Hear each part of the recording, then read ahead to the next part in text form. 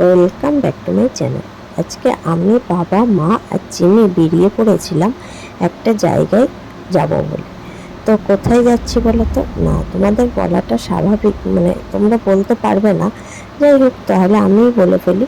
তো আমরা যাচ্ছি আজকে আমার এক মামনির বাড়ি, মানে মায়ের এক ভিক্ষে ছেলের বাড়ি।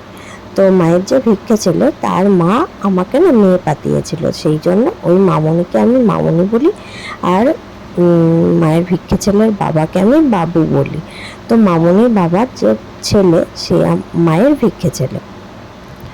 তো ওই ভাইও আমার ভাইয়ের সাথেই পড়তো, সেহেতু আমারও খুব কাছের একটা ভাই। তো যাই হোক, এই বাড়িটাও জানো তো আমার এককালে খুব কাছের বাড়ি ছিল, এখনও আছে। যাই হোক, আমি তো সবসময় যেতে পারি না, তাই বললাম। তো মামনি আমরা যা যা খেতে ভালোবাসি না, সবসময় আমাদেরকে সেরকমই রান্না করে খাওয়াতো। তো যাই হোক, আজকের দিনটা খুব ভালো কেটেছিল। তো আসার পরে চিনি তো দেখতেই পাচ্ছ দিদির সাথে খেলতে শুরু করেছে। সারাটা দিন এরা দু বোনে শুধু এই দৌড়া দৌড়ি ছুটোছুটি এই করে বেড়ায়।